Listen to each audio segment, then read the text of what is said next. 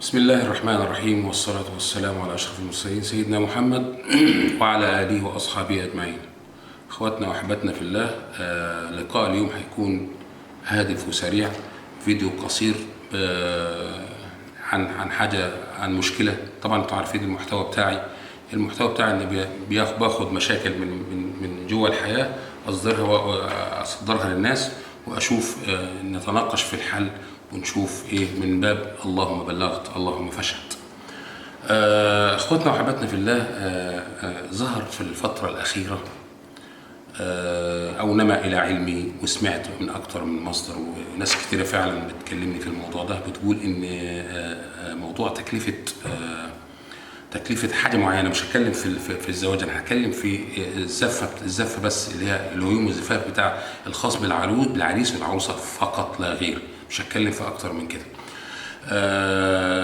نما الى علمي ان الفستان بتاع العروسة بيتأجر بحوالي من معاك 10 15 20، وفي ناس بتقول لي 65. مش عارف الكلام ده مدى صحته ايه، لكن الناس اكدت لي ان الموضوع ده صحيح.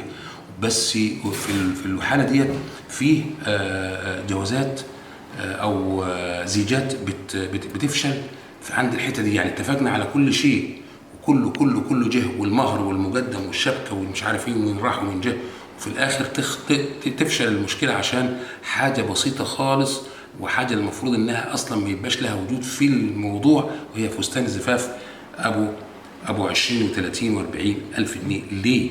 انك تأجر فستان 4 ساعات 3 ساعات 5 ساعات يوم ب 30 و40 و20 و60 الف جنيه.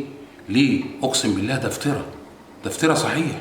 يعني ازاي انت كأب، يعني انا هتكلم انا كراجل، اب العروسه واب العريس، هحط الاثنين قدام. العريس طلع عينه عشان ايه؟ عشان يجيب العزال والشبكه والمهر وتكاليف مش عارف ايه والذهب وما اعرفش ايه والقصص دي كلها، ويجي في الاخر انا اجي الراجل منهك خالص. يقول له انا عايز ايه؟ بنتي رايحه معاه او هي وامها والحاشيه اللي انتوا عارفينها، وبيروحين ياجروا الفستان بكام؟ 19 15 20 30 الف. ليه؟ فانا عايز افهم ليه. ازاي ادفع في يوم، في ساعه، في 4 ساعات زمن، ادفع فيهم 60 الف جنيه و50 الف جنيه و40 الف جنيه و30 الف جنيه فستان، و10 ميك اب و15 ميك اب. عشان ايه؟ ميك اب ايه اللي انا هدفع فيه 10000 جنيه؟ شويه بوهيه وشويه رطوش ملهاش 30 لازم. ما انا عارفك يا اختي، ما انا عارفك اساسا. يعني هو ما انا رايح خطبك وقعدت معاكي بدل المره 20 مره وعارفك وشايفك. ايه انت بتعملي ميك اب عشان تعجبي الناس؟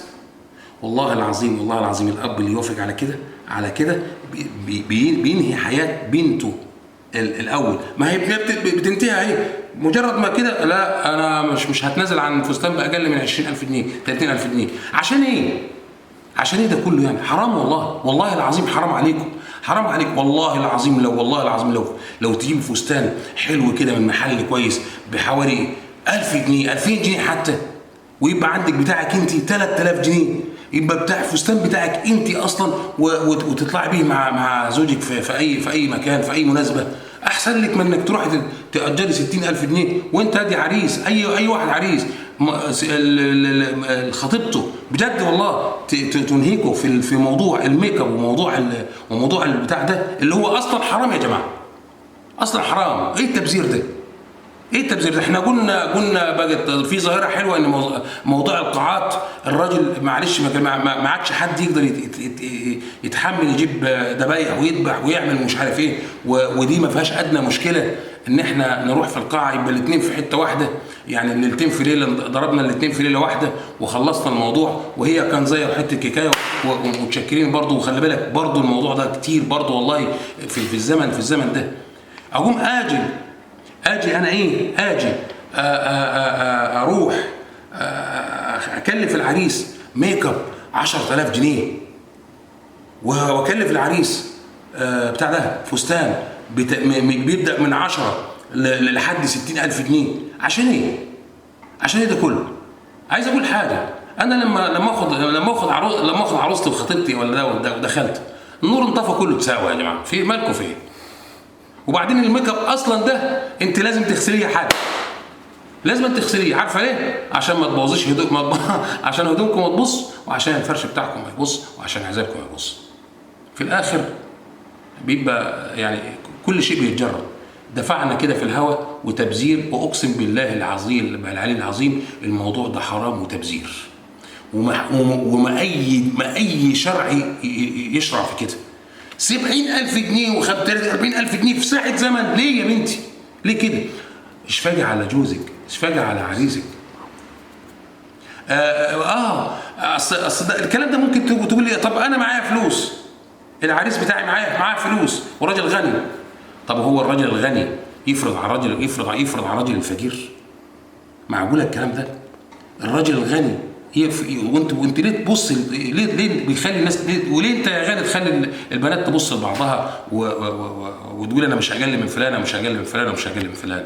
ليه والله العظيم انت بترتكب جرم. اللي معاه فلوس بيرتكب جرم، واللي ما معهوش فلوس وبيضطر انه يجيب الحياه دي، والله العظيم بيرتكب جرم في حق نفسه، في حق ربنا.